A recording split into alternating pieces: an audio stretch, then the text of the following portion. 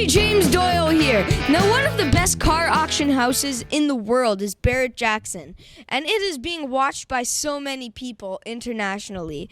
And now, I'm here with Craig Jackson of Barret Jackson. So how are you doing, Craig? Very good. Good morning.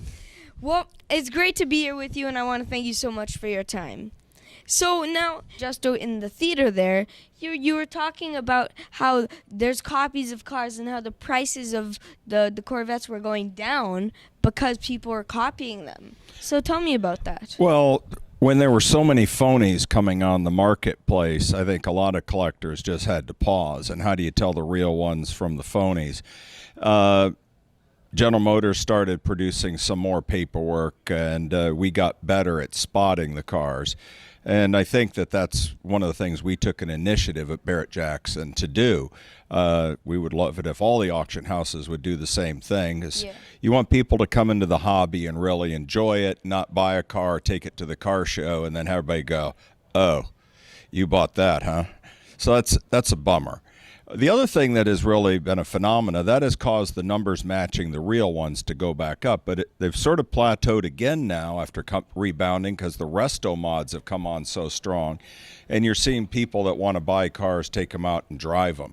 So you've got sort of two worlds right now. The pure numbers matching, that doesn't mean the ultra rare cars aren't continuing to hold their value and going up. But you're seeing this whole other wave coming in, and SEMA in Las Vegas is one of the shows that you really see all the innovation. And, talking in General Motors, they're looking at doing over $1 billion this year in just selling crate motors. And that business has just gone exponentially.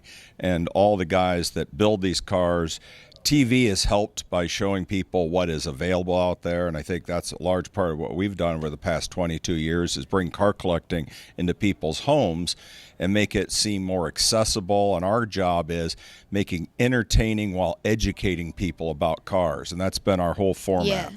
So now, what you're doing with Barret Jackson, it's inspiring a lot of people, and it's also inspiring the youth as well a lot of the time. So would you say that this Barret Jackson is keeping kids out of trouble? Well, I sure hope so. We have had for years Family Value Day at the auction where we allow kids in for free. Although some of my consigners think I should charge double. But as I tell them, remember when you were a kid, come on, quit being codgety about it. Enjoy the fact that all these kids love these cars and talk about your cars and tell them about your cars. These are the collectors of the future.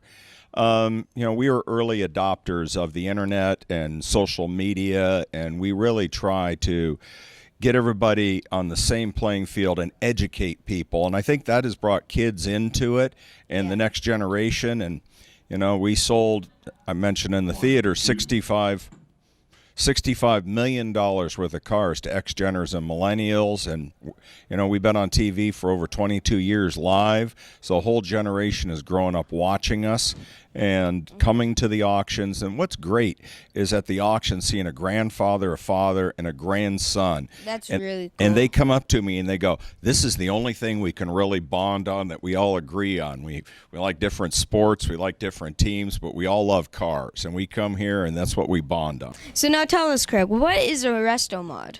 A resto mod, and I brought a custom here, a Boyd Coddington car.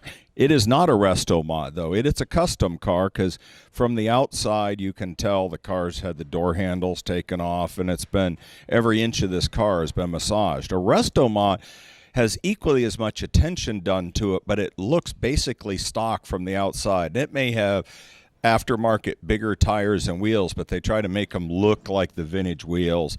But it's got a brand new frame underneath it. It's got brand new technology for the engine. It's got all the modern conveniences for air conditioning and all that. So you can run it on pump gas, drive it. It's dependable as a brand new Corvette. But it looks, we sold one in Scottsdale on Friday for $330,000. We sold one last year on Saturday for $440,000. They're bringing great money because they're modern. Just the technology and the craftsmanship that goes into them, people really appreciate it.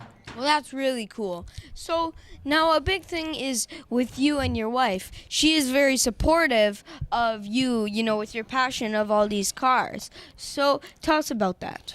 Well, I've been collecting cars a long time. My wife loves cars also, and racing. So you have to have a passion where you share that. It's not, oh, you go do your stupid car thing and I'll be home. So my wife is here with me. She loves the cars and loves our customers, and has really added a lot to make the wives feel more inclusive at the auction. Yes. And really to make it a whole family affair and not just for guys. Well, that's really cool and very important because I'm very big on women being in the industry, which is really important as well. Yes, our head of marketing is a female, came from NASCAR. We have a lot of females in key roles in the company. Yeah. And they love the cars. Emily, who runs a lot of the drivers, drives all the biggest cars across the block.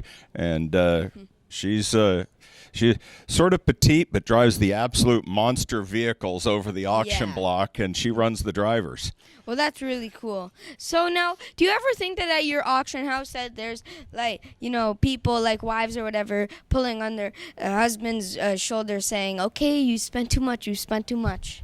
Actually, we see the opposite. There was a great moment at Scottsdale this year where a couple were bidding on the Scooby-Doo van, and the husband quit, and the wife kept bidding. And the husband just looking at her, and she won, and she's just high-fiving, and she was the happiest husband standing there looking at her like, all right, we just set a world record for a Scooby-Doo van.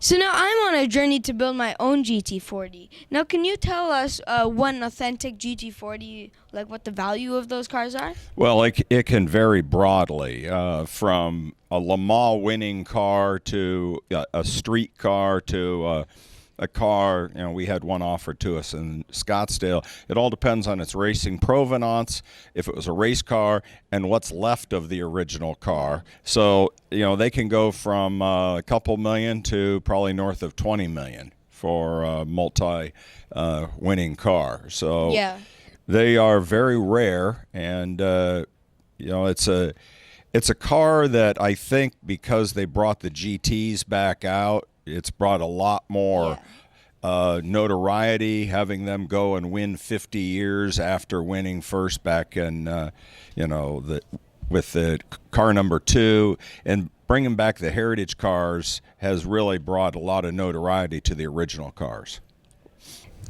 Carolyn, can you join us? She is really reluctant to do this ever. Here you go, dear. Have a mic. So tell us how much you really love being involved with Craig.